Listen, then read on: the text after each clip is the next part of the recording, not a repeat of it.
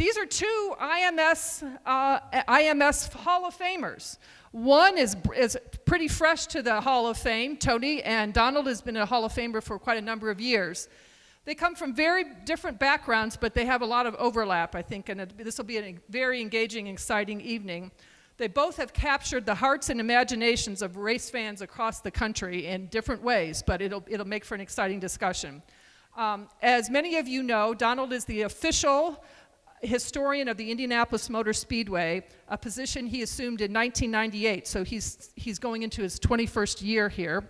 But he was, for many years before that, from when he first came to the Speedway in '64, he's probably been the unofficial historian of the Speedway since then. While he was figuring out how to get a gig here as the official historian, he worked for the USAC for 32 years and became a fixture on the IMS radio network and on broadcast radio from 1965 on. So I think he goes without much more introduction, and I'm going to now turn over the mic to him. Thanks, Donald. Hey, how old are you exactly? No, I'm not telling you. I mean, I know I'm from southern Indiana, but... I used to love the longevity and continuity and everything, but now I'm starting to hide from it. It's well, I was doing the math, and it was like carry the one. Don't do the math. It was, wow.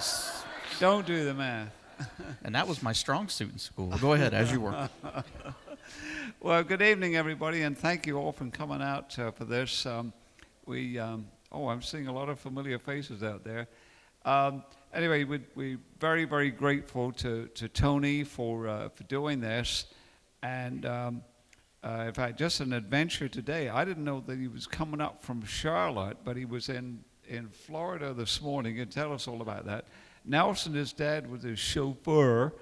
And when I heard he was coming from Charlotte, I said, Charlotte, Indiana, or Charlotte? No, Charlotte, the other one. Is there a Charlotte, Indiana? And so I thought, oh, my God. So I told Pam, your mom, I said, look, if they're late or he doesn't show, you're the program tonight. But anyway, welcome. And in fact, tell us about your day. Was the flight horrendous? And can you believe this weather? Where did this crap come from? It was supposed to be nice. Yeah. That's what I was thinking when I landed. I thought, thanks, Donald, for going out on a limb. No, we had an appearance for NutriChomps, which is on Chase Briscoe's Xfinity car. There's a big trade show in Orlando. It's basically the equivalent of PRI for pets. So there was a lot of stuff going on, and Jamie Little was the MC of our event down there, and Jamie ended up adopting a dog while we were at the show. So, yeah, you can go all you want. Let me give you the story about this little demon child, and I say demon child because she couldn't have been 7 years old, 8 years old, comes walking through there, and we're sitting at our booth doing our deal and minding our own business, and she comes by with this puppy, and the next thing we know, we're not doing our show anymore, and we're following her down to this deal, and make the long story short, Jamie adopted a puppy. So, but this little demon child came by 3 times, and it took the 3rd time before we're like, all right, we're gonna go get this dog. So it was between Jamie and I, and when I got there, I'm like, I already have 2 dogs. I don't need any more. She goes, I have 3 already. I said, well, you have 4 now. So. Yeah. And I think a lot of people don't know that you're big on animals. I mean, you don't have a pet yourself, do you? But I know you're very supportive of... I just have 2 dogs.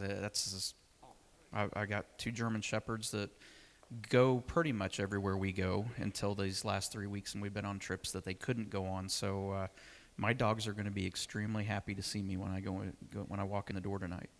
And I know that one of your charities is the zoo, or has been in the past, yeah? Yeah, our foundation sponsored the cheetah exhibit, so you get to race a cheetah, and I narrate that. So it's nobody's ever beat it. The cheetah runs about 60 miles an hour, so if you can beat that, something really fast is chasing you. So that's the only way you're going to beat it. All right, now a few changes in your NASCAR team, and there's now 4 in your partnership with Mr. Haas. And I got to tell you, every time I see Kevin Harvick's car, I get hungry. But you got Kevin Harvick and Clint Boyer, Eric Amarillo, I think is new this year, and then Daniel Suarez. Eric's in his 2nd year, and Daniel's the new one this year. But yeah, between Jimmy Johns on Kevin's car and Smithfield on Eric's car, I'm not losing weight, so it's not helping me. But I'm not hungry either. So. And then the schedule for this year is horrendous for you again, and Well, you're going depends to be on how you driving. look at it. What now? Depends on how you look at it. Well, how many races are you planning on driving yourself? 99 so far. Well, what do you mean? It's not even 99 you don't have days to go. in a year. You can stay home if you want. I like it. It's we've got 15 really? in so far. Yeah, obviously. No, we've got 15 in so far. We've 2 of them were rained out so far, so we're 17 into the 99 already. And then you're going to be doing some TQ races? Yeah, well, I have an 80-year-old father that Who's for doing some TQ reason races? I don't understand how, and I didn't get this in the manual when I was growing up, that at some point the parents turn into the kids and the kids turn into the parents, but that's where it seems to be transitioning, and he's going to be 81 next month and getting ready to race the TQ again, so I have to I bought a car or built a car last year just so I could race with him a couple times, and so we'll run. I think we've got 3 3/4 midget races on the schedule. Mm-hmm. And then Rushville. Are they all at Rushville, or I think you're doing a couple there? 2 at Rushville and 1 at our local fair in Columbus. Yeah. Okay. Very good. And then, what else are you into in other disciplines of the sport, both as a driver and other teams? Well, with 99 races, I don't have much time to do anything else. I know, but I mean, in addition to the 4 NASCAR guys, who else is under your employ? We have Cole Custer and Chase Briscoe that run the Xfinity cars for us. Donnie Schatz that runs the World of Outlaw Series for us. My dad, Ronnie Combs, that drive the 3/4 midgets for us in Indiana. And then I don't know how I haven't fired myself yet, but I'm still driving for myself as well.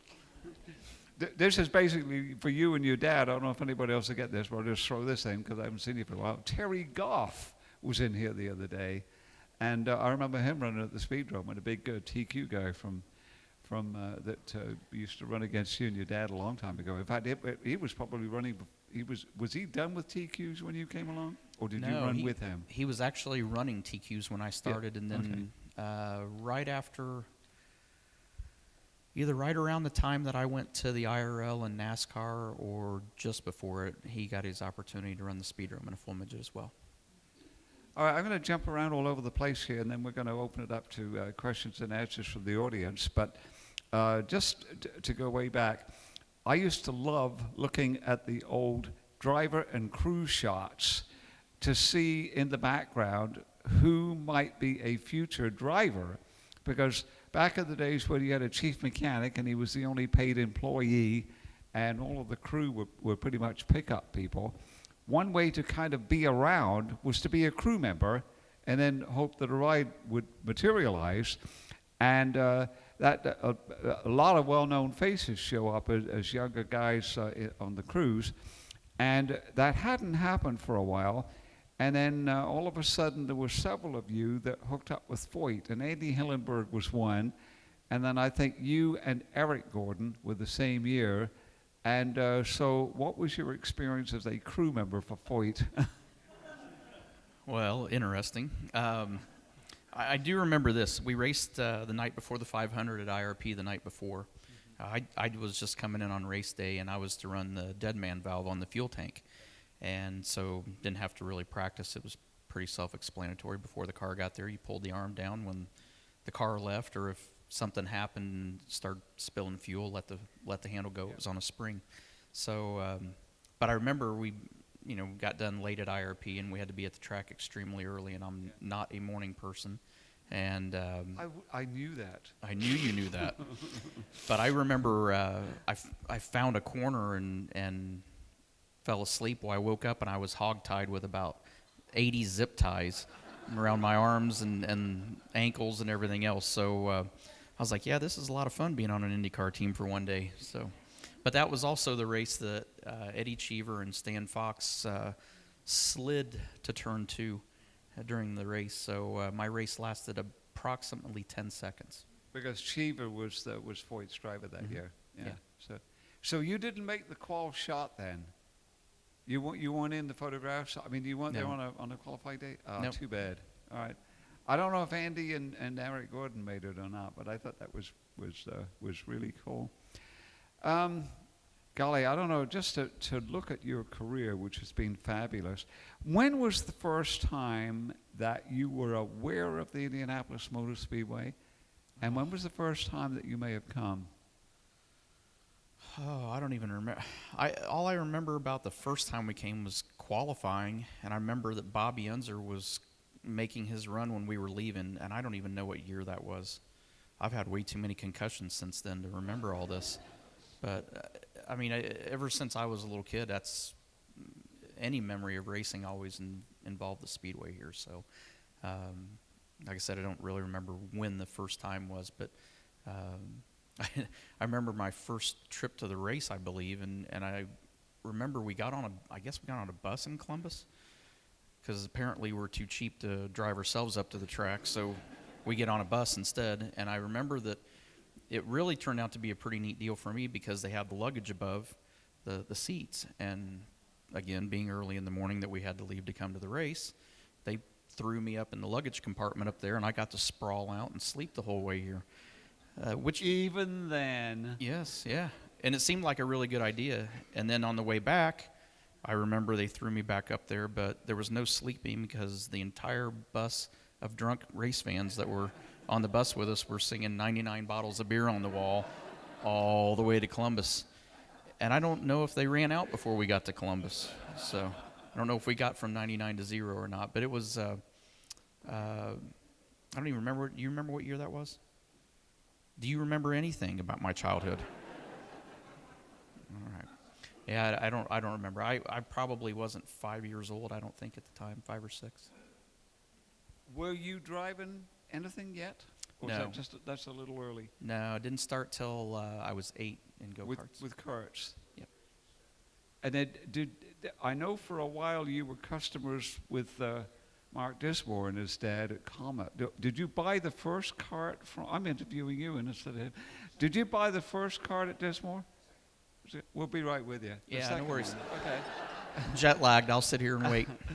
And then it's ironic that years later then you were teammates at Mergard's. Well, we started buying our parts from Mark Dismore, and then we got hired to drive for Mark. I was their only junior division driver, under 16 years of age. Got hired to drive for him, and then he was actually responsible for me getting my first full midget ride with Dan Leary in Greenfield. So it was a car that Mark had bought and had driven and sold it to them, and Dan's son Chuck, which CJ Leary, that runs sprint cars and Silver Crown cars and sprint cars and midgets and everything else now, that's Chuck is his father, and Chuck had an accident, work accident, and couldn't drive, and that's how I got hired. Mark got me my first opportunity in a full midget. I remember when Mark was out there with that midget, which I think was his dad. I think actually was the registered owner running the Speedrome Series. So when did you first think, I want to drive in the Indianapolis 500? The year before that I drove in the Indianapolis 500, I was driving a tow truck for Brad Armstrong, who I raced sprint cars with, and I don't even remember, because he lived in New Palestine, and that's where their shop was. And for some reason, we had a fair that we had to drag a car to the west side of Indianapolis, and I was coming down Georgetown Road and thought, man, I wonder what it would be like to be 200 yards to the left of where I was at and running 220 mile an hour, not 50 mile an hour in a beat-up wrecker. So, but not when you were driving go-karts then, it came later. Well, I think everybody that, if you race anything in Indiana, you dream of racing here, but I don't think it was... I think that was kind of one of those moments that I really was like, yeah, it would be, how neat would it be to really be able to have that opportunity? And I was by myself. I'd already dropped the vehicle off that I was towing that day, but I was just, it's like you were so close but so far away, and I had no idea that a year later I was going to be starting on the front row.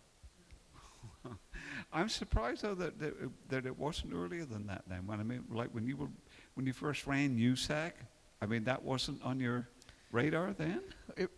Until Tony George created the IRL, there weren't opportunities for guys like myself that, were racing sprint cars and midgets. And, you had to, you had to have pretty deep pockets to be able to afford a ride in IndyCar at that time, and they just didn't really hire a lot of local open wheel drivers to drive those cars. So I guess I didn't think about it much because nobody had really had an opportunity to do that until Tony created the IRL.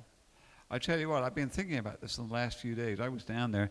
How many people here were at the first IRL race at Disney in 1996? Okay, I thought it might be more than that. You were working. I thought. I thought it might be more than that because I remember that when I was down there, I got the impression that the majority of the crowd were from Indiana and maybe Ohio, that they were from here, that had gone down, because during driver introductions, and there were so many people that were getting their first shot because for the very reasons that you mentioned. And I will tell you that you got the biggest cheer, and Lynn St. James got the second biggest cheer. But I remember you had the biggest cheer at driver intro, and I thought if your start had come at a kart race at Mid-Ohio or somewhere else, you would have got polite applause. But down there, it was an Indianapolis crowd. It struck me. And what a wonderful opportunity that was. What a great idea, and how it seemed to be working at first, at least. So you got your opportunity.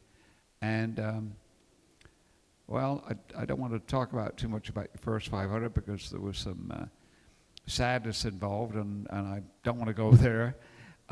Let me just say also, there's a comment. For me, I always followed NASCAR. I used to like it more than I did as the years wore on. But to me, among the greatest moments of the history of the Indianapolis Motor Speedway, when you say what were the great moments, right up there were both of your Brickyard 400 victories. And I remember what an emotional thing that was, and especially with the first one. I know you were going through a period where the press and the crowd were on you quite a bit, but here... Well, I gave them plenty of reason to do that. Well, all right, but here... It wasn't unjustified. Voiles is about to have a heart attack over there, so it would be easy. But definitely, but here, it was such an emotional victory, and just the way that when you went around and stopped and stopped in turn 2 and got up, because there was somebody, I never did know, I don't think I knew who that was. There was somebody in turn 2 that you greeted. But anyway, thank you for both of those victories. Were just huge emotional moments in the history of the track. Who was that, by the way? It was actually a guy that was working for me at my property that I had bought. And I hadn't had it very long. I'd only had the property 2 or 3 years. But the property that I live at now and build a house on, it was the guy that was taking care of the property at the time. And I thought he broke his leg because he jumped off the first row balcony to bring me a Coke. So, but I had a bunch of friends that were over in the suites over there, and I just wanted to celebrate with them all before we got over to the front stretch. But I do remember that night when I jokingly told everybody in the media center that I was going to have that trophy in bed all night with me, and I wasn't letting it down on my sight. And no kidding, when I woke up in the morning, my hand was still clenched around it. It stayed in the bed the entire night. So and it's in my house there in Columbus in the basement, and the car that I ran at Indy here in '98 is up on the wall, and those 2 trophies from the Brickyard are sitting right below it. You've run hundreds and hundreds of races. I don't know if you even know close to how many, but what are some of the moments that you remember? I mean, are there times where you thought, hey, I don't know, just the ones that stand out in your mind, whether you won them or not? Oh, man. I think the first Hot 100 I won with Raleigh Hemling stood out. I think it was the night before the 500 1 year after I'd already, well, it would have been after I was done in IRL, but I remember coming back and I can't remember what happened, but something happened. Jason Leffler and I spun out or something on the first or second lap of the race, and we went to the back of the field and came back and won that. Obviously, the 2 Brickyard wins were huge, but everybody always asks, what's the one race that stands out? And by far, it has to be the 2011 Homestead race, winning the championship against Carl Edwards. There were so many things that happened during that race that you take any of those was enough drama for one race. But we had one rain delay where they red flagged it, one rain delay that was under caution. We had damage to the car 2 different times that we had to come in and fix and go to the back of the field. And ultimately at the end of it, we were behind Carl and had to sit there and be a little tricky on strategy and save fuel to try to do it in one stop, not two, and that ultimately won us the race. There's, I've read accounts and then talked to drivers over the years about, what do you think was your best race? And it's interesting that it was a race they didn't win.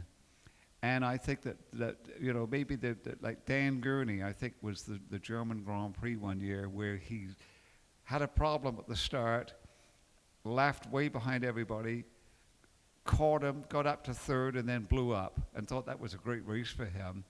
And even Mario, 87, you would think that poor guy, he led 170 out of the first 177 laps and then broke down and didn't finish. He actually said he got a lot of pleasure out of that. Have you had an event like that where you blew up leading or chasing somebody and then just felt that was a good one for you? I pretty much blew up, I think, in 50% of the IRL races I ran, if I remember right. But one that stood out, obviously, was my first race here in '96 and leading the first 44 laps. And I remember Larry Curry was, really adamant on the radio. He's like, take care of it, slow down. Just trying to get my pace to slow down a little bit. And we had, we still had turbochargers that year, and I had the boost valve backed all the way out, so I couldn't take any more boost away from it, and kept trying, and got to the point to where I stopped running wide open around the track and was trying to lift a little bit in turns 1 and 3, and my lap times were so erratic while I was trying to do that. It just got me out of rhythm. But the car was driving so well that you didn't have to lift, and everybody says what was the 1 year out of the 5 that I ran at the 500 that was my best shot, and it definitely was '96. That car was just so solid the entire time we were here in practice, and then in the race, literally, I could go anywhere I wanted to go, and it seemed like it was easy to be around traffic. Well, I remember another strong one was '01 with Ganassi. And I remember that there was, and I don't remember how this worked out, but there was a call on pit stop strategy, and Rick Duman, son of Ronnie, was not very happy with the outcome because he felt you could have won that one. And I remember that his hand looked like a raw steak where he punched the fuel tank or something. Was that one that you think you could have won with the right decision?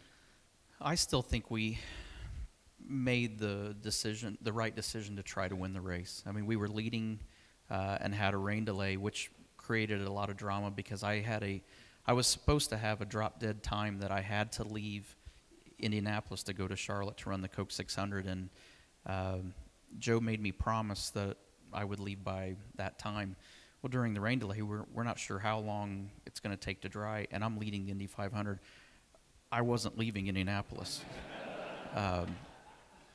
Somebody was going to have to hire me back in Indy to drive a car because I was going to get fired. But, basically the scenario we were in is that when we went back to yellow and they opened the pits, we could make a pit stop, get a full load of fuel, get all 4 tires, and then all we would have to do is have about 2 or 3 seconds of fuel on a green flag stop to finish the race. And Mike Landretti and I took that option when the pits opened, and so if the race would have went green after that, we would have had a very legitimate shot to win it for sure. And but unfortunately, during that, before we had an opportunity to make that stop, the yellow came out, and we were back in the field a ways because a lot of those guys had stayed out. And so during that caution, we had to come in and take our fuel. We got a bunch of those spots back, but we still couldn't get up any further than 6th. Oh, I still remember Ricky Duman's hand where I think he'd punched the fuel tank. Well, and Chip yes. Ganassi was actually the one that, during that red, he said, these are the two options that we have. He goes, we can stay out and hope a caution comes out and pit, or we're going to have to pit, obviously during green, or we can do the pit stop now and then just take a very short pit stop at the end of it. And I said, well, I've been here before. I said, I'm not here to try to get a top 10 or top 5. I came here to win the race. And so he smiled, and it was like, all right, that was all I needed to see, and we had made the decision. We were going for it. So it was the one time that we went for it, and it didn't work. I remember that, and I don't remember the years now, but when the PRI show had been here, the Steve Lewis show, I would call it, and it left and went to Florida. And there was the void those felt that there should be a show here. So Chris Paulson and Jeff Stoops, I don't know how many other partners there were, but at some point you became involved. And I would say to Chris Paulson, I'd say, hey, that's a master stroke getting Tony involved. And he said, he called me. So I think it was so cool that you were involved in that thing.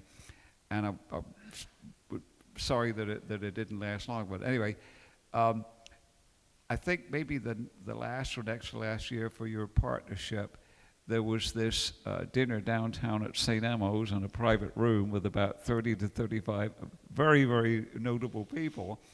And the story at that time was that Roger Penske wanted you to drive for him. And I heard that during that dinner, the two of you were in a corner, and he was really working on you. How hard was that to turn down a ride from Roger Penske in the Indianapolis 500? Well, the good thing is it's still an open invitation, but I honestly feel like that time's kind of come and gone. But we were at two tables there, and I remember Roger had brought Brad Keselowski with him. And I remember with Jeff Stoops and myself and Roger and Mike Hall and Chip Ganassi and Tim Cendrick, everybody, we were all at the one table, and then we put Keselowski at the kids' table behind us. But we didn't make it too bad on him. We sent Linda Vaughn over to that table too. So it definitely he got the better end of the deal, trust me. But Roger and Chip and I were on the same side of the table, and Chip was at the very end, and Roger, and then a couple people in between us. I think Jeff Stoops was sitting next to me, and so during that conversation, we're leaning forward and looking down at each other, and Roger doesn't ever do anything to try to get under Chip's skin by any means, and so he made me that offer, and here's Keselowski at the kids' table going, I'd like that offer, but the thing that I remember about that is right after he made that offer, Roger's leaning in front of people so we can see each other, and all of a sudden I see Chip's big blockhead around Roger, and the look on his face is, if you accept this offer, I'm going to kill you. So I said, I'll keep that in mind, but it's pretty flattering to get an offer from Roger Penske, who's had a lot of success here to have an opportunity to drive for him. And how about Roger Penske and Ganassi fighting over you? Was that a pretty good feeling? Yeah, it was. I liked it. It was. It's a pretty cool feeling to have that. Those two guys have won a lot of Indy 500s here, so to have those guys trying to get you to drive their race car was pretty cool. It's interesting to see the one-upmanship between the two, and how one will go over and shake hands with the other after they won the pole or whatever it is. But what were the reasons why you decided to not do that? It must have been hard to turn down. Well, at the time, I was still driving in NASCAR and was a part of SHR at that time, and so being an owner-driver was more than enough of a full-time job than to try to divide that and to try to get ready to do something for the month of May. So I was trying to just get everything, we were still in the building process of SHR, and I think at that time we were still just down to 2 cars, but just trying to build the company and really trying to focus on, the opportunity that we had that Gene Haas gave us to be a partner with him, and trying to make sure that we were doing everything we could to be successful with that company and not divide our attention. Then just just over a week ago or so, you were inducted into the Motorsports Hall of Fame down at Daytona, and I've been told that it was a kind of a special year because all of the inductees, or many of the inductees, had relationships with each other, although from all different disciplines, and apparently a number of them gave you credit for your behind-the-scenes stuff that people don't know, and so salute you for that. I hope you're not embarrassed by that, but there's a side to you that a lot of the people don't know about. And then apparently, the recurring joke throughout the evening was you're going to marry Linda Vaughn. Is that true? Well, at the reception the night before, on Monday night, Linda, when she, they had us up at the reception and showed the brass bust, I guess they called them, and How appropriate. yeah, shockingly. But when Linda was the last one up there, and she told everybody, she said that she thought I was finally old enough to marry her. So that stuck. It seemed like that was the theme, and Linda and I give each other a hard time, and normally I can get up on her pretty good, and get joking around with her and get her behind. But she was in rare form for Monday and Tuesday, and Tuesday morning we had a breakfast, and she started right back on me again. So by the time we got to the induction ceremony Tuesday night, she had everybody going. So, but I told everybody I thought it was pretty ironic that Linda got inducted in the at-large category. Just thought that was very, very fitting. So, really, all you guys didn't get that? I'll get a dry erase board. We'll draw it out for you guys and help you understand what that joke was. I got to be very careful, but I always thought that if she would be inducted into something and was really taken aback, because she'd say, "My cups runneth over." But anyway. And over and continually over. And then also, I read today that apparently they've already put out the nominations for voting for the NASCAR Hall of Fame, and you're on that. Yeah, for we were possible induction next year. Actually on the way home from Daytona on Wednesday, and while I was on the plane, my phone started chiming in, and it was everybody saying congratulations. And I thought it was from the night before, and they had just announced the nominees for the NASCAR Hall of Fame for next year. I'm a little ahead of the game here, but if I could see Eric or Dave Wilson. Do we want to start doing the Q&A with the audience, or is it a little early yet? Because I can talk with this guy for quite a while yet. Anybody have any questions for Tony or Donald? How many hands go up? All right, and if you would put up your hand, please, and then we'll jump back and forth. If I think of something else I really want to get you to talk about. But we'll throw it open to the audience, and let's respect this guy. Don't throw him any curves. No controversy. Throw curveballs all you want. I've been hitting change-ups and curveballs all my life. No controversy tonight. So just if you would, when you get the mic, ask the question, please. All right. Yes, Yes, sir. great. Tony, thank you for being here. When you look to that car on your right, what's your favorite story? Well, when Donald asked about what one of my favorite races was at Granite City, Illinois, and Jack Hewitt was leading the race, and with that V6, practice and qualifying was less than desirable to drive that car because it didn't have enough horsepower to really keep the car freed up. So we really struggled in it. Half the time I thought the thing was going to flip over in hot laps because we just didn't have enough power to keep the car rotating around the corner. But by the time the main event came around and the track was really slick, that car was so much fun to drive.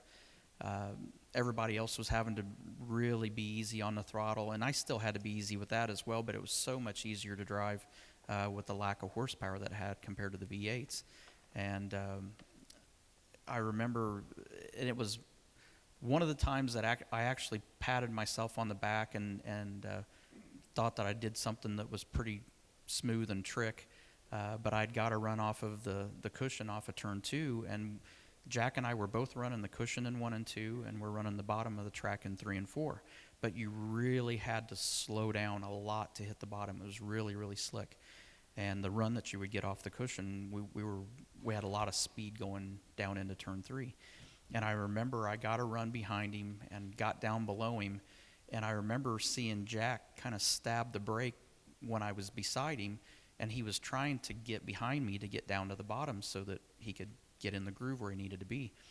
And I stabbed the brake at the same time to make sure I kept him on the outside, to where I didn't know if he was going to try to knock me out of the way and get back by me, but I honestly think he was just trying to get back to the bottom and where the grip was and try to at least have a good corner. But when I kept him to the outside of me, when we got to the corner, he was in the slick part of the racetrack, and I had about a third of a straightaway lead on him coming off of turn 4 at the flag stand, because he just was sliding through the slick part of the track. And I remember seeing him after the race, because they had the top 3 on the front stretch, and I remember seeing him get out of the car, and he had a typical Jack Hewitt mad look because he ran second, but he came over and put his arm around me, and he goes, "That was a pretty slick move." And that's one of those that's why that race stood out to me, and to have somebody like Jack sit there and give you a compliment like that was a really big deal to me. I'll jump in here for a moment. Did you have any others like that, where a driver would come to you afterwards and thank you for a good race, or something?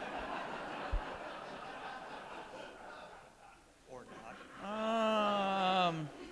Apparently not. No, I'm sure there were along the way. I mean, that's especially in the last couple of years now that I'm back running sprint cars. It's I ran third to Shane Stewart, and trying to think who actually won the race. But I ran third. I led the majority of the race, and the last 3 laps, I couldn't get the car stuck on the bottom of the racetrack anymore. But the guy that won the race and the guy that ran second actually made a point to come over and say, "Hey, you did a really good job tonight." And that's what's fun about it, when your peers come up and tell you that you did a good job. And if I would have won, they would have said the same thing. It wasn't because they outran us. It was just because we had a really good race with each other, and it was back and forth, and we were giving each other slide jobs, and it was just a real entertaining race. So, for those guys to do that meant a lot. Did that ever happen with somebody that maybe you admired, and you were sort of kind of taken aback, that somebody that was maybe even a hero of yours, or certainly somebody that admired, that came up and paid you a compliment? Well, I definitely think that race with Jack would probably be that occasion. Okay. I don't. Unfortunately, I've hit my head enough on concrete walls that I've forgot a lot of good things. But there were definitely moments, in the last 40 years where that's happened. And there's been guys that, Mark Dismore was one, for example, when we beat Mark at Disney World. Like I said, here we raced go-karts for him. And we actually beat Mark to win the only Disney race I won down there, and he came down afterwards. And I looked at him, I said, "Did you ever think, 10, 15 years ago that we were going to be in this situation together?" And he just smiled and laughed, and we thought that was a pretty cool moment between the two of us. I just want to, we'll get back to the audience in a moment. I just thought of a couple more. I remember last year when you got into the Indianapolis Motor Speedway Hall of Fame, and then you were going to leave from there to go to Monaco. And I thought, that doesn't even sound like it would be in the same sentence. So I never did, because your partner was in Formula One, I never talked to you about that. Did you stay for the race? Or yeah, okay. What was your Tony Stewart? If you're from Monaco Southern Grand Indiana, Prix. it's Monaco instead of Monaco. I always called it Monaco. But if he said it's Monaco, that's how it's properly pronounced. But yeah, I did. Gene Haas was nice enough to wait on me, and it was a bucket list deal for me to go to Monaco and see the Grand Prix. I'd heard so much about it. You do a lot of walking at Monaco, and it's easy when you leave the hotel and go to the track. It's all downhill. When you leave at the end of the day, it's all uphill. But it was really cool. It's obviously I've been around some of the Formula One stuff a little bit, but to really see, and literally the night before the race, the city streets are open. I would say realistically probably 7/8 of the racetrack is open to city traffic the night before a championship Grand Prix race, which you'd never see anywhere else. But it was everything that I had heard and then some. Gene actually wanted to walk the track the night before, so the night before the race, there were probably 12 of us in his group, and we literally walked the entire racetrack. It's like 1.9 miles or something. It sure seemed a lot longer than that. My fat ass doesn't need to be walking 1.9 miles if it's level ground. Well, and it is up and Monaco's downhill. up and down. So, but it was beautiful. It was fun to see the race. It's a very challenging track to pass on, but just everything about Monaco and seeing the cars run around there was a really neat experience. And back to the audience in just a moment, but out of that, one of the drivers, and By the way, if you got a mic, you're not talking for 15, 20 No, minutes. no. So if you need to go to the bathroom, take the mic with you, turn it off, and we'll get back to you. Kevin Magnussen, I think, was the driver that came over, and you coached him on driving a sprint car. It was Kevin Magnussen, I Yes. believe. Yeah. And I remember when I saw that footage, I don't know how many of you saw it, but I sent it to Doug Bowes and Susie Elliott, and I said, you won't believe this. He did a hell of a job. Yeah, he really did. It was, and you'll never find another Formula One team owner that would ever let their driver get in a dirt sprint car on a dirt track. But Gene doesn't think about things like that sometimes, so we can get away with stuff like that. But it was for a documentary that they were doing with the Formula One drivers, and they wanted to get Kevin kind of out of his element a little bit. But I remember showing up.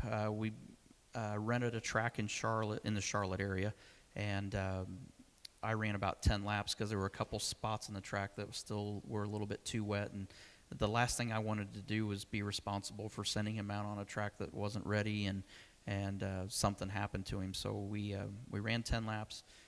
Kevin got in the car, and he'd never been in a wing sprint car before, never been on dirt. And he would run wide open down the straightaways and dump out of the throttle when he got to the corners. The problem is in a wing sprint car, they don't drive very well when you do that, and they really like to sit on the left rear corner on that tire, and when you lift out the gas, it would go to the right front, so it was pretty ill handling. So we literally just, and I've never really coached anybody that hadn't driven a sprint car before, so I said, let's try something totally different and see how this works. And I told him, I said, just run the speed that you're comfortable in the corners, but just run that speed all the way around the track. And then as you get more comfortable, then start picking the speed up, but run at the same speed all the way around the racetrack. His next run, he picked up 1.1 seconds just doing that. And by the end of the night, he was within 0.4 of a second of what I ran. So he did an unbelievable job. And it was like a short half or a third or something, I think. Wasn't Yeah, it? 3/8 mile track. So, and he did a great job though. Gunther Steiner, who's the team manager, I wanted to change something on the car and send him out one more time, and Kevin wanted to do it too. And Gunther's sitting over there going, "That's enough for one day." So who knows? I told him, I said, the next time that we get him in the U.S. for a little while and we can get a day. That was in a 360 wing sprint car. And I told him, I said, next time I want to put you in the 410 car and let you feel what 900 horsepower feels like. How about the infield at the Indianapolis Motor Speedway? That'd be good. All right, audience, happy questions, please. Happy questions. Mr. Stewart, first of all, thank you. Mr. Stewart's in front of you. Until he passes, he has the title, and then I get the belt. So. Well, Tony, thank you for your sponsorship of ICANN Puppy Dogs. We really appreciate it. And my question, please tell us how you felt the first time you met AJ Foyt. Were you in awe? Yeah, definitely. I mean, this was, I think most people probably don't even get the opportunity to meet their childhood hero, let alone get a chance to work for them, get a chance to work with them. And it was, but I'll tell you a quick story. I remember when I got to my opportunity in '95 in September to drive his IndyCar at Phoenix. Fredrik Ekblom was a guy from Sweden that got to go do the test as well. But AJ took a truck and a cup car there and then had the two Indy cars for the two of us to drive. Ekblom was about 6 foot tall, and I'm about 5'8", so we weren't remotely driving the same race car. But I remember AJ, every day I rode with AJ to the racetrack, but at breakfast in the morning, he was giving me a hard time. We'd get in the car and drive to the racetrack, and he was nice as could be. And as soon as we got out of the car, he was giving me a hard time in front of his crew again. So by day 3 of this, and we hadn't even been in the cars yet, because AJ decided, I guess something happened and it punched a hole in the oil tank of the truck, and it oiled the racetrack down. So for 2 days, we didn't get to drive the Indy cars, but we were at the track all day. So by day 3, Tommy LaMance, his nephew, were down at breakfast, and he started in on me, and AJ did. And we were walking to the cars, and I said, Tommy, I said, I can't take this anymore. I said, I'm getting ready to give it back to him. He goes, that's the quickest way I can think of for you to get sent to the airport and sent home. So we got in the car, and AJ was nice, and like he always was. And sure enough, we got out of the car, and he was right back at me again. So he got changed, and he went to get in the Cup car. Well, the window in the Cup car is a little bit shorter than the truck. And needless to say, part of him was on the door, and part of him was touching the top of the deal. And I said, wait a minute. And he stopped, and everybody just kind of stopped like something really bad was wrong. And I said, hold on. I said, let me get some grease, and I'll put it on your belly, and you can slide in easier. And you could have heard a pin drop for about 2 seconds, and then AJ started laughing so hard I thought he was going to fall out of the car backwards. And I thought he was giving me a hard time before that. The rest of the week, it was nonstop. In the car, out of the car, rental car, didn't matter where we were at. It was nonstop because nobody talked to him that way. Nobody just treated him like a normal person. Well, he's not normal anyway, but nobody would give it back to him like that. And that's how we became such good friends, is I just treated him like everybody else and gave him a hard time back.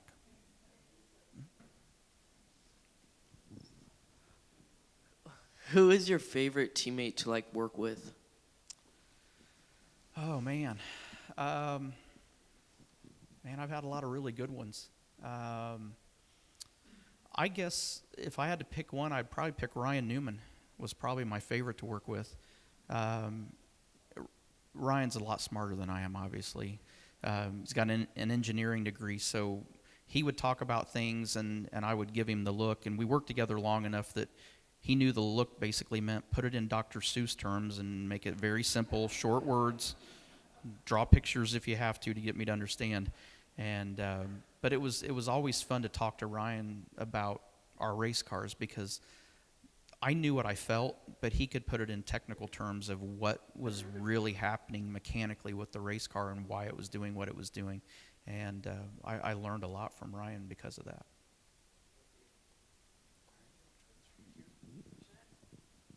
I promise you I will not put you on the spot or ask you any trick questions. Which do you think has the most popularity, the Golden Girl or Linda Vaughn? Did you say a Golden Girl? Yeah, or Linda produce Vaughn? Golden Girl.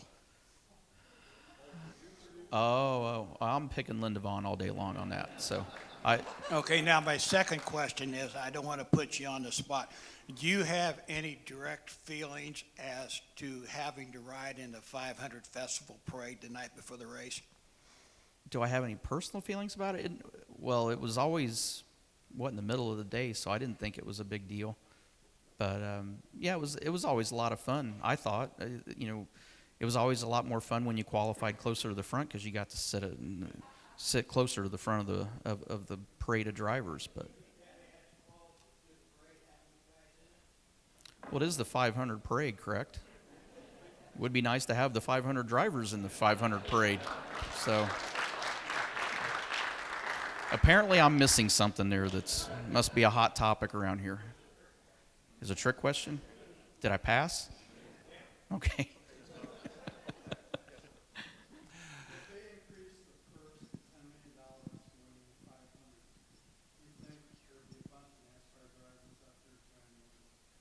I can promise you the only thing that anybody cares about is not 1 penny of what the prize money is. That's all they care about the Indy 500, is that trophy spinning over there that I might put in the back of the truck and steal tonight when I leave. So, nobody cares about. I couldn't have told you any year that I ran the 500 of the 5 years. I couldn't have told you what it paid to win the race. I did not care. So. Read a book many years ago written by Chris Economaki. I don't know if Let Them All Go. Don't know if you're familiar with it or not. I don't read a lot. If it's got a lot of pictures, I'll read it. And I kind of figured that, but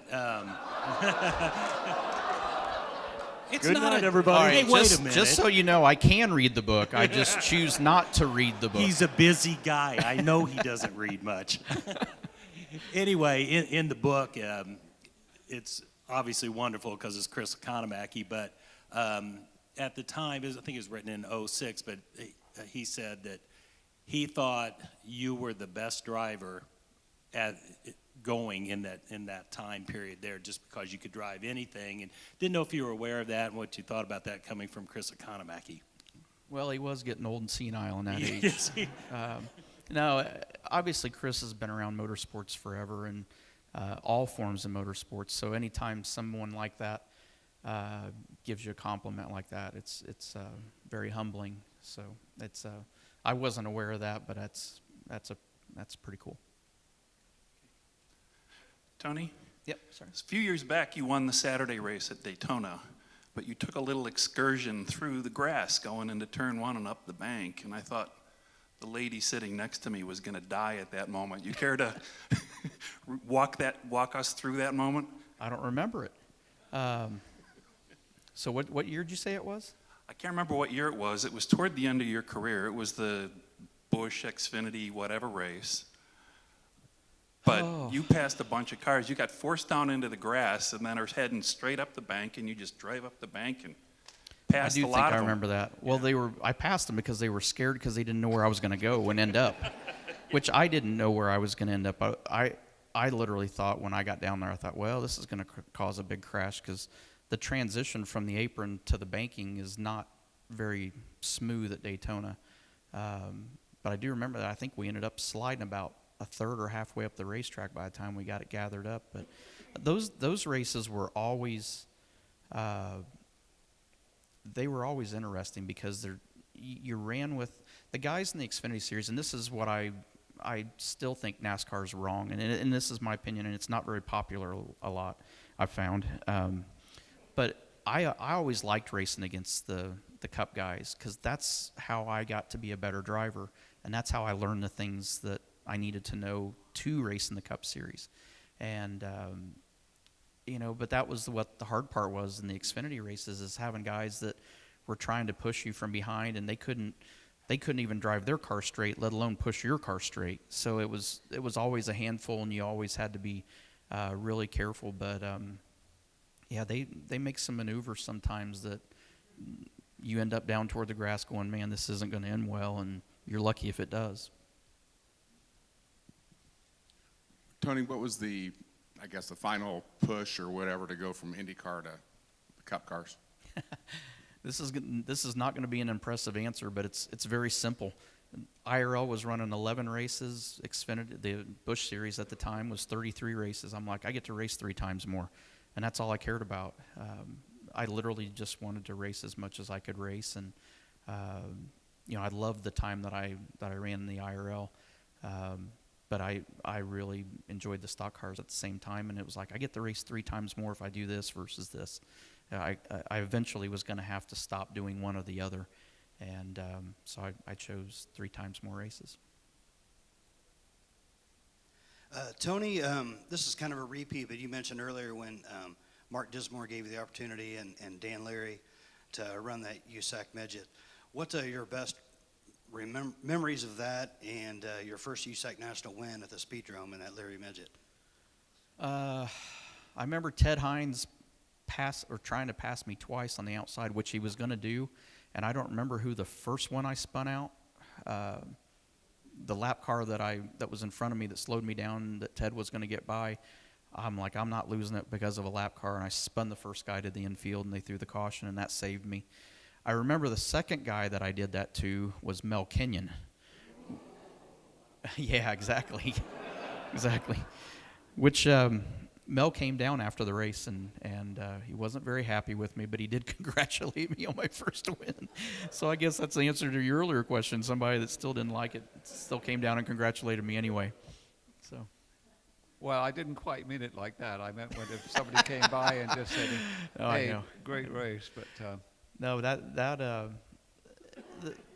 that time, Ted Hines and Michael Lang were the 2 best guys at the Speedrome, and it was always going to be between those 2 guys on who was going to win the race. And I had never won a full midget race at that time, and the first time was an accident. The first guy I spun out truly was an accident.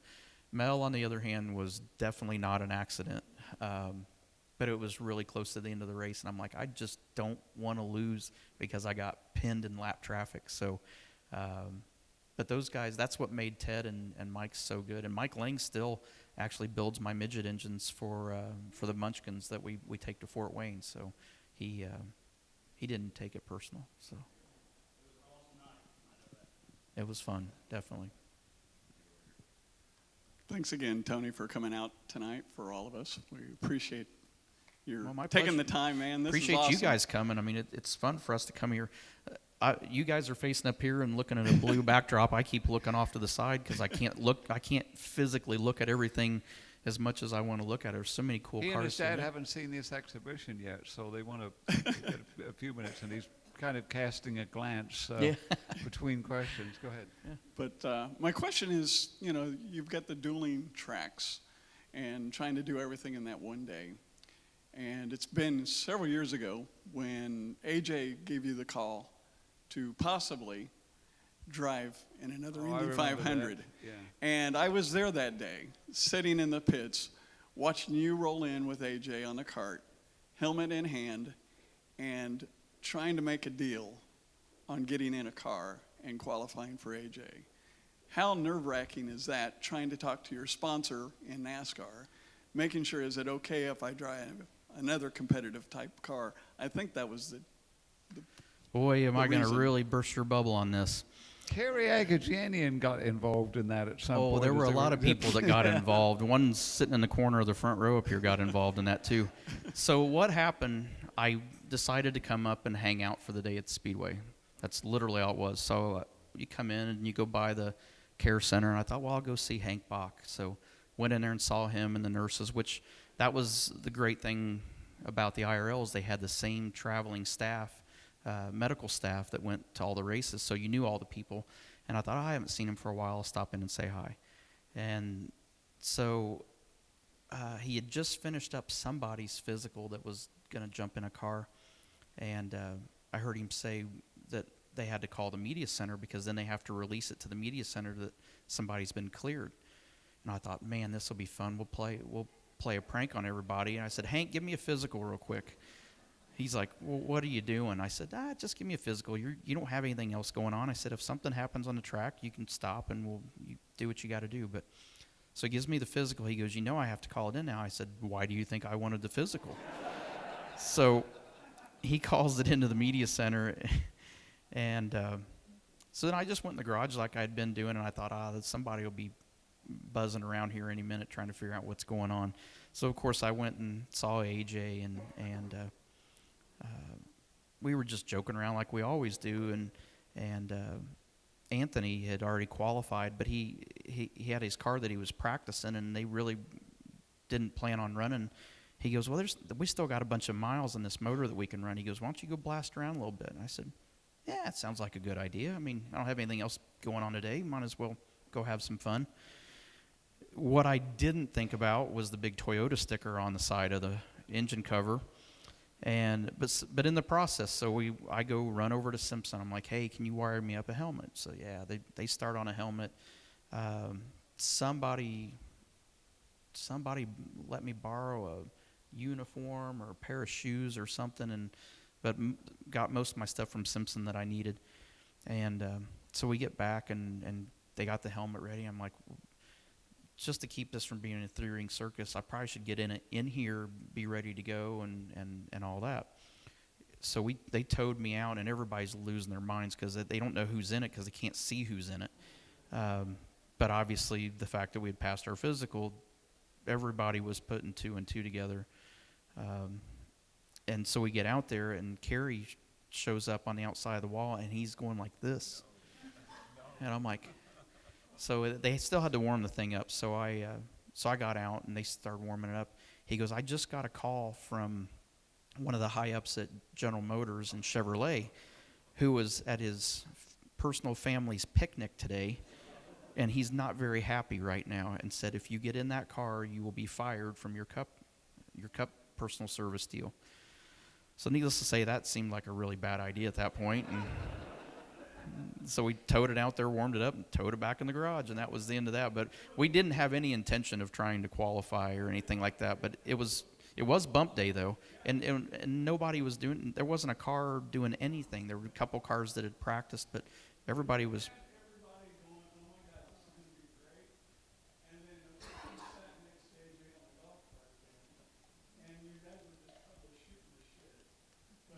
No, he was telling me how much money I was going to lose when I lost his sponsorship. That's exactly what he was talking to me about. I think it was spread over about 2 or 3 hours. Yeah. Because we kept, when I first heard it, I thought, oh, they're just having fun. I thought that Tony and Foyt are just having a little You were prank right. going. And but it sounded then. The reports were it's getting more and more serious, and he's got a uniform and a helmet. Well, it was serious from the standpoint I was just going to go run some laps and have fun, but it got really serious when Brent Dewar was actually who was the guy that made the phone call, and Brent actually works for under Brian France now, and I still don't think he's ever got over that. I think that's why some of our cars don't pass tech the first time nowadays.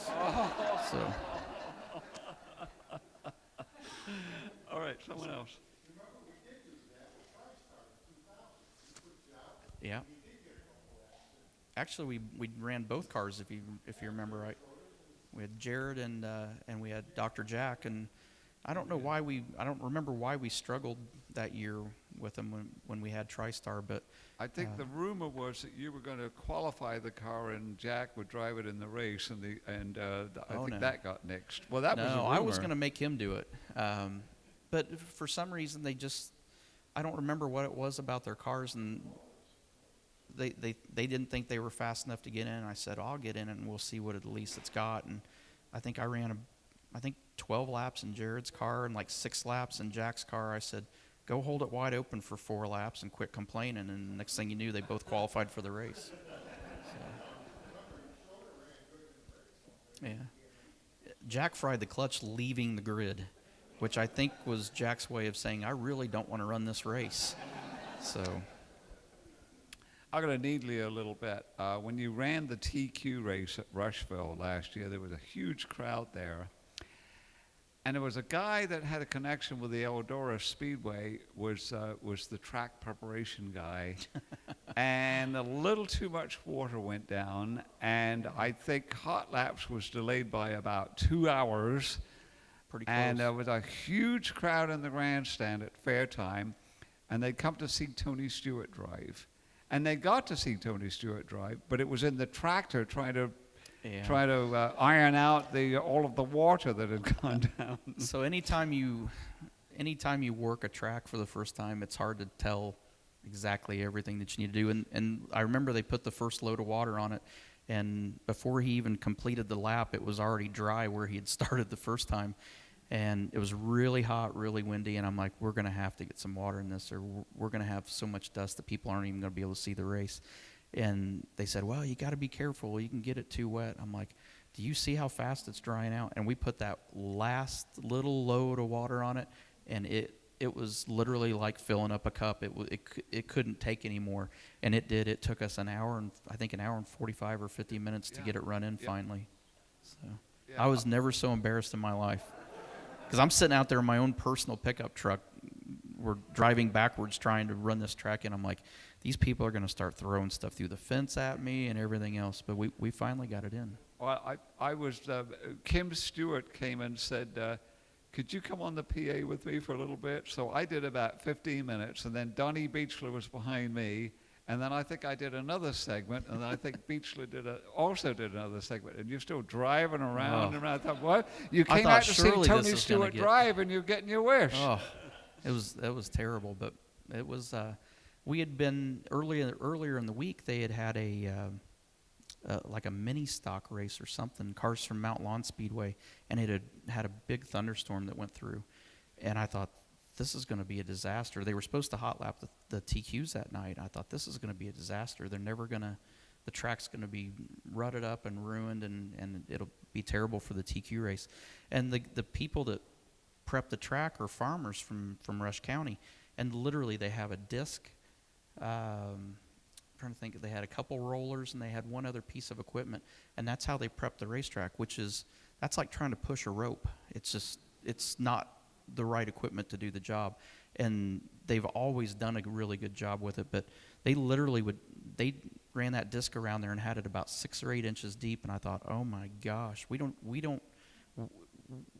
barely dig down about 3/8 of an inch when we dig it at Eldora, let alone 6 to 8 inches. And I thought, I don't know how this is going to work out. And I ended up staying with them that night and working on it. And we borrowed some equipment and got it in to work the track and got it in pretty good shape. Oh, it was great that night. In fact, I think you started like 8th or 10th, but got 3rd. And there was a ton of cars here, and your dad made the feature. It was a hell of an accomplishment. And I think it was the next night you Just were making the 8th show, or he says, something. is an accomplishment for you. Good job. Yeah, but a lot of people went home, and he was in the main. Well, he had to race his kid. I mean, he wasn't going to miss the opportunity. So, All right, questions from the audience. Excuse the deviation. Tony, you had a lot of great rivalries over the year, but one kind of stands out in my mind growing up watching you race local dirt tracks, and that's with Kenny Irwin Jr. Can you speak specifically about a particular night at Terre Haute where the two of you got together? And then I would like you to answer one specific question. What the hell were you going to do with him if you got a hold of him at Martinsville in 2000 or whatever it was? well, let's go with that one because I'll forget the first part anyway. And I remember Dale Sr. was actually in front of him because I was telling this story to somebody the other day, and I couldn't remember. I thought Dale Sr. was behind him, but he was actually in front of him. And Kenny and I were friends, but we were rivals at the same time. When we didn't have helmets on, we got along just fine. When we put helmets on, we hated each other with a passion. We both started at the speedrome together as rookies, and it went from there. And we were literally going up the ladder at the same time. And I to this day still, that was probably one of the guys that probably pushed me hardest to be better. I knew that if I was going to be better, I had to keep up with Kenny and keep pushing. So, where was that second question now? Martinsville. So I remember Dale Sr.'s in front of him, and Dale saw me out of the car, and Dale knew exactly what I was trying to do. And Dale being Dale, when Dale went by me, he slowed way down, almost to a stop, to give me the opportunity. And I wasn't trying to get to Kenny, but the ignition boxes were on the right-hand side behind the windshield. And I thought, if I can get in there and get a hold of coil wire, I can pull that coil wire, and he's not going anywhere. And he's not going to have it. What do you mean, aw? Were you in that race? Do you understand the reason I was outside of my car is because he had wrecked me, right? So, but I thought, man, if I get this coil wire pulled, he's stuck, and I got him. I mean, as soon as he gets out of the car, I'm clocking him, and it's going to be on like Donkey Kong. So it was going to be big. But I didn't even think about how bad it was going to shock the crap out of me when I grabbed a hold of that wire. But it didn't matter. I think we wrecked 2 more times that race, and that was officially the first time I got called to the NASCAR hauler, which I got called there a lot. And when I say a lot, enough that the last new trailer they got, my name was embroidered in the chair that I sat in the NASCAR trailer. So, but Terre Haute, so I guess it was 96 maybe, I'm assuming 96? 96, 97, one of those 2 years. And Kenny was running for the championship, and I still ran for Steve Sum as Kenny's teammate. And Kenny pulled this big slider. The track was really wide, and when you're running the top, as long as it was, you're running pretty quick. Well, the angle that Kenny came across, when he got to the cushion, he still had to make the corner, and he had to. When he got in the cushion, it stopped him, and here I came with a big head of steam and got tangled up with him, and I can't remember if they got him pushed off. I was hoping they got him pushed off. I was mad about it, but he was at least running for points, and if the field came around, you got a lap down and you weren't going to get it back. And I remember they got me pushed off, and Bob East waved me in because he was mad, and because we were already a lap down and we weren't going to we could have got the lap back, I guess, but I think I was probably more than 1 lap down by the time they got us restarted. But I remember that was probably the maddest I ever saw Bob East. And Kenny never said a word about it after the race was over, but I knew it wasn't. He didn't. When we raced each other with the midgets like that, and especially the year that he was running for points, we made sure that we gave each other plenty of room, and I knew that I was a guest running for Steve, and it was a luxury to get to run the races I was running for him. But yeah, that was not a fun night. That was a night that both of us could have won the race still. Right up to the point where I got to watch it from the infield. So We've got a few more minutes. Yes, go ahead, somebody. What former Indy winning car would you like to take some hot laps with? all of them. It was pretty cool. I got to drive AJ's car when they did the tribute to him a couple years ago, and I jokingly told him when we were here, and I was actually sitting in the car to see if I, make sure I fit and everything. Which I don't know why I was worried about fitting. If AJ could fit in it, everybody could fit in it. But I joked around and said, hey, maybe we should practice, do a couple practice laps to make sure I don't stall this thing and, make a problem. And oddly enough, they agreed to that, which I don't know how I talked them into that. But that was probably 3 of the coolest laps I ever got to drive. Now, keep in mind, these tires they haven't made those tires for I don't know how many years.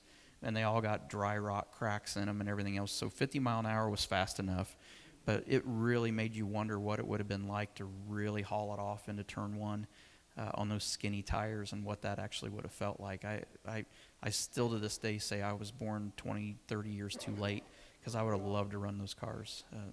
I'm too dumb to realize that there's not a cage on it and that I could get hurt, so it wouldn't have mattered not having a cage. But, you sit there and obviously I know all these cars and I've seen most of these cars, but you pick any of those cars over there and get a chance to run around the track in it, and it would be a huge honor and a lot of fun.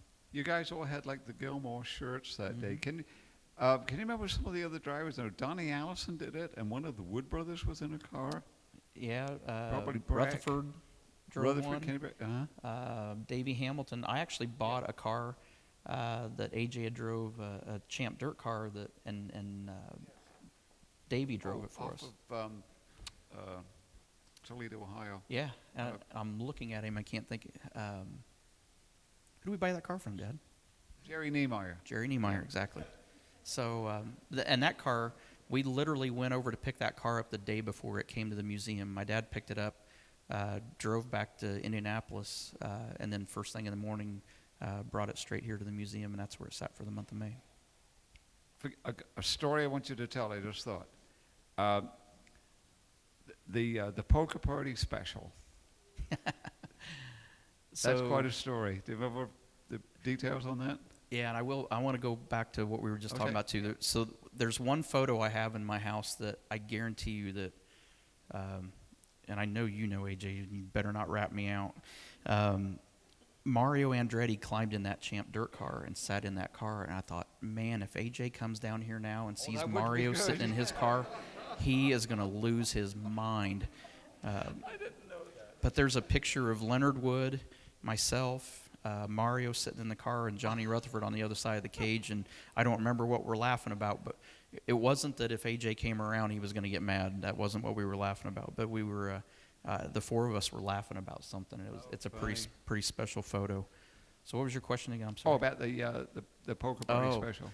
So the car that I run at Fort Wayne is the Munchkin, which Mike Fedorchuk built in 1990, and that's when they were doing all the Thursday night Thunder races at the Speedrome. And here was this short wheelbase car, didn't have a conventional tail tank, didn't look like a midget, and he absolutely just dominated and changed midget racing. And so he had ran it indoors some, but it hadn't ran it for a couple years. And Dick Jordan, the vice president of communications for USAC, always had an annual poker game at his house. And we were sitting there, and Fort Wayne was the next night.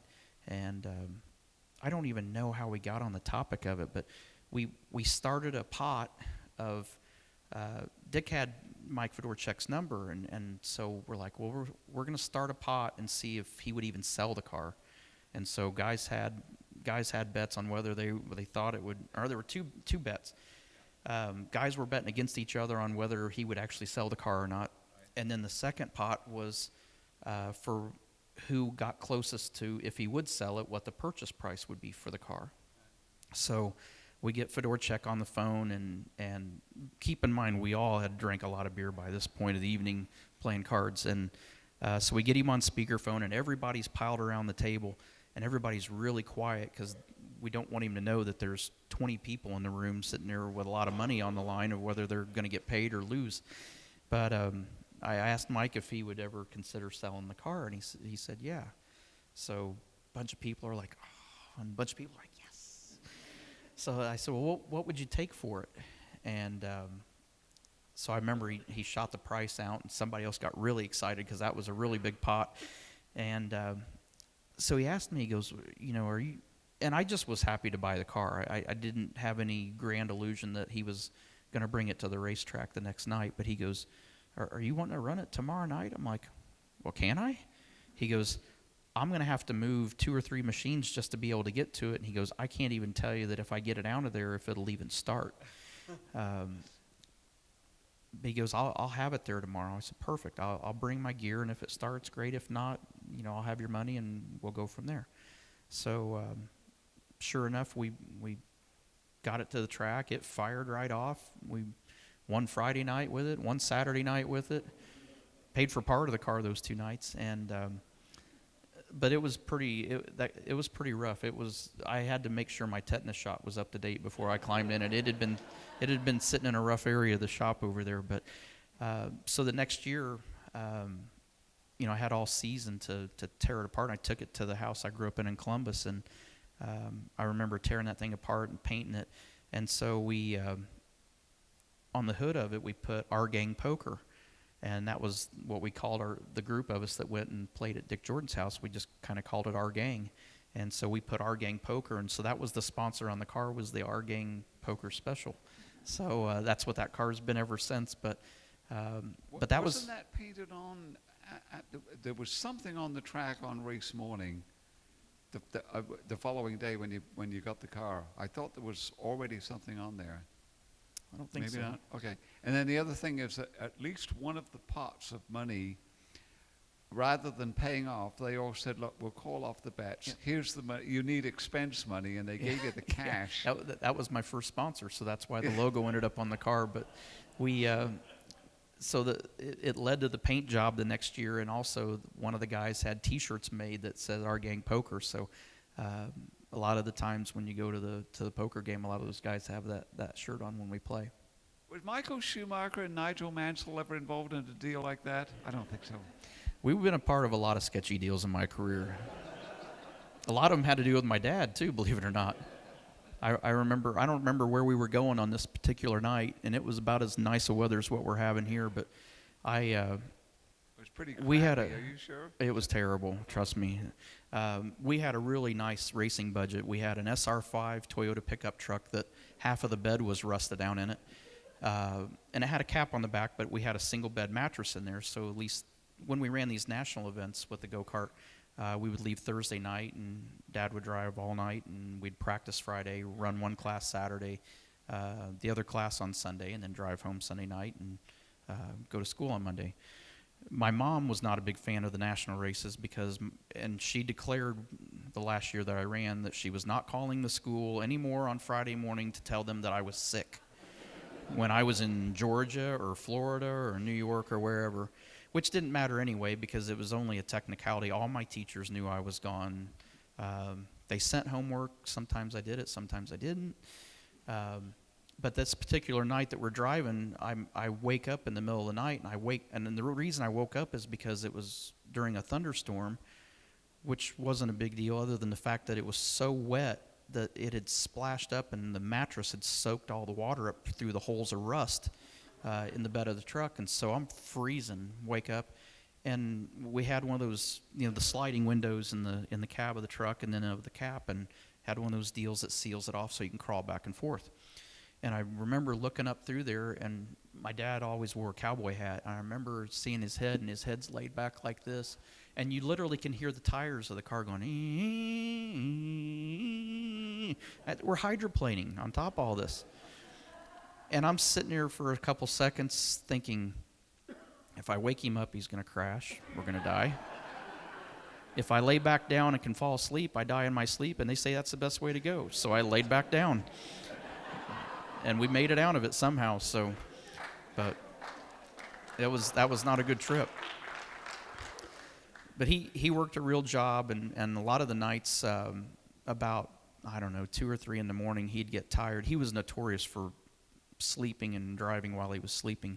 But occasionally he was smart enough to wake me up and have me come up front. And he, with his cowboy boot, he found some notch in the side over here, and he could get his boot kind of in a spot, and we would run about, I don't know, 65. It's too late for you to get mad about this story, so I'm not. She can't ground me anymore, so it's like I might as well just tell the story. But we were probably running 65 or 70 on level ground. Uphill, we were going about 55. Downhill, we were going 75. And it's just, at that time of the morning, it was semi-trucks and us. So, but I'd sit there from the right-hand side and just steer the pickup truck, which that wasn't a big deal. Mark Dismore decided it was a good idea for us to do the same thing. There were 8 of us piled in a van, and the motor of the van actually kind of came out in between the 2 seats. So I was sitting on my knees on a pillow and steering this van with a 24-foot trailer attached to the back of it. And that van and trailer were sketchy to drive anyway, you remember. And my dad woke up and literally looked at me and goes, "What the hell are you doing?" And I don't think I said it this way, but I knew in my head, I was like, what the hell does it look like I'm doing? But Mark was sitting there with his arms crossed asleep. Everybody else in the van was asleep, and I'm happy as can be driving the van and trailer down the road. So that was before I had a driver's license. We got, I think, probably one more, perhaps, and then, is that okay? One more? Yeah, all right. Because, what if we decide we want to go more than one more? What are they going to do, pull the power? We need to be out of here at 8 o'clock, and you want to look at the cars along with your dad. So I think we've got time for one more, so fire away. Tony, what's your thoughts about the new Mustang and also all the changes in NASCAR this year with the new spoiler and all the other changes? Man, I almost made it through the whole night without that. I know. You know what?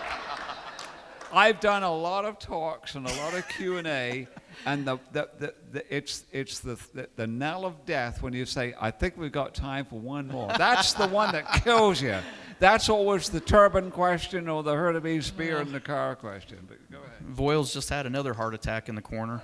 I'm pretty sure this answer is going to dictate whether I actually make it in the Hall of Fame next year or not. Well, maybe you shouldn't answer the question then, do you think? The Mustangs, I like the Mustangs. And the best part about the Mustang project was the Ford teams all got to participate in it and have their hand in the design of it.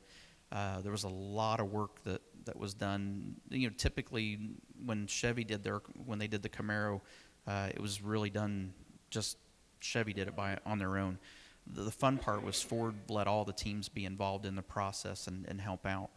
And I think that's why you're not seeing the growing pains this year that we saw last year with the Camaro. But I don't know. I feel like they're neutering the drivers by cutting horsepower down to 500.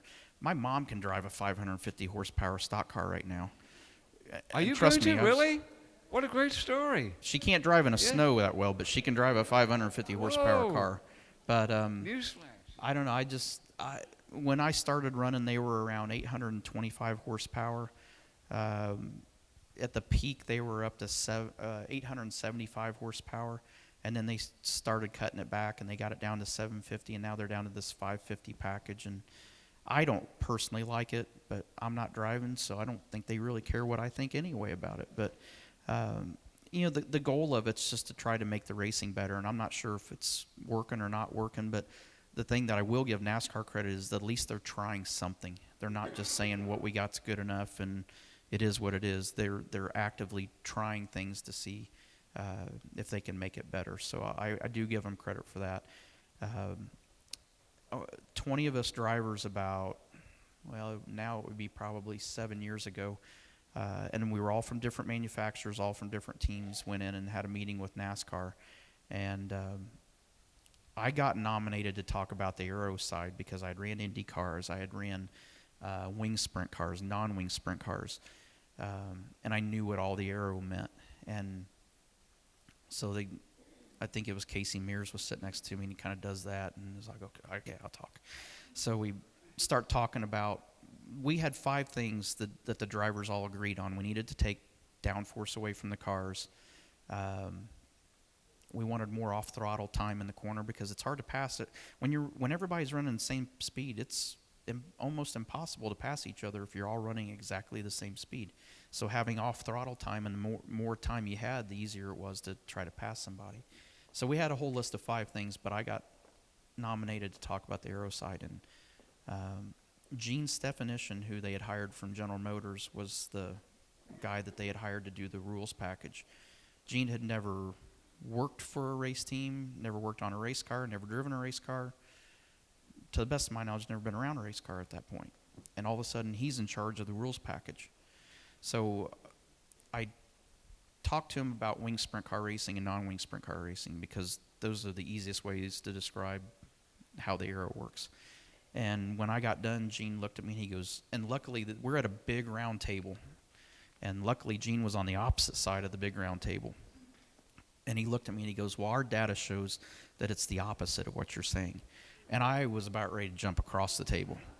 The only thing that kept me from jumping across the table was Mike Helton, who was sitting in between the two of us, and he looked at me in a way that Mike can look at me, and it might as well be like Medusa looking at you. I just was paralyzed at that point.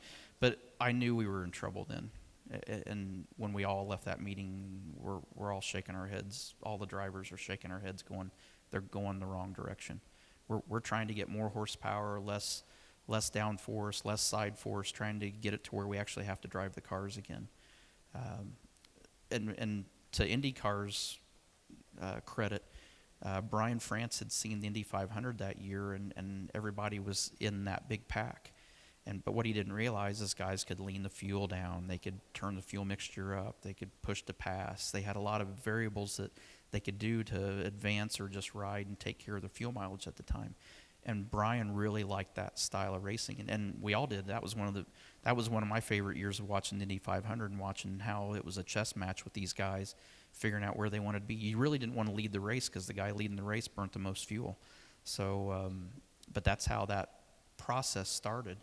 And I saw Jeff Gordon at Chili Bowl this year, and Jeff and I looked at each other and we're like, boy, did we retire at the right time. So Jeff came back to watch real race cars. I was there driving a tractor again. That's what I do. For a kid that grew up in town, I drive a lot of tractors nowadays. So, but yeah, it's, we give, a lot of us all give NASCAR a hard time. Somebody goes, if you could run NASCAR for a day, what would you do? I say, take the day off. That's what I would do. You couldn't do it in a day. There's so many moving parts with the sport that, and the biggest thing that NASCAR has to fight is technology. It's the one moving piece that constantly is evolving and changing, and it's really hard you can't anticipate what the technology is going to do 6 months down the road. That all they can do is react to it. So that's one thing that I learned in one of my numerous trips to the trailer. Listening to Mike it is hard for him, and same thing with Goodyear. I used to give Goodyear fits. The Goodyear guys hated me. They actually invited me to Akron one day, which, looking in hindsight, was a terrible idea on my part to take them up for it. But Greg Zipadelli actually made me go up there on that trip, and I kept looking on my chest and stuff to see if there were red dots, where guys were aiming guns at me. But I was not very popular in Akron with the guys that were building the tires. But the same thing with the technology there. As things change with the technology and the setups change, Goodyear has to try to keep up with it too, and it's a hard process to do. So I give NASCAR a hard time, I give Goodyear a hard time, but it's you can't really. It's easy to put the blame on them. It's really hard to understand why that it's so hard for them, but it is. They do a lot better job than we all give them credit for on trying to make things better. Goodyear keeps making the tires better. You don't see near the failures you've seen in the past. And it is getting better, but it's a process that, we're fighting the hands of time and technology, and you're never going to be able to turn it back. So to try to get it back to something that all of us have different ideas on what era and what year we thought the racing was the best with NASCAR, and it's impossible to ever get it back to that. But there's a lot of pretty smart people and councils and groups that are working to try to make those packages as good as they can be now. I hate to end up on that one, as I say. I've learned, should have come on, learned a let's take long one time more. ago. Let's take The one more that fatal makes us thing all is we laugh can and take one smile. more. No, we got to be out of here at 8. And so, Tony, thank you. I've never for been being kicked out of this racetrack in my life. Well, it wasn't my schedule, but this is what we were asked to do. But anyway, thank you for being such a great sport, a great champion. Thank you for all the behind-the-scenes stuff that you do that people don't know about. You're a very humanitarian person and, Well, and that's quite because spiritual. of that lady in the front row. That's my mother. She's the driving force behind that. So.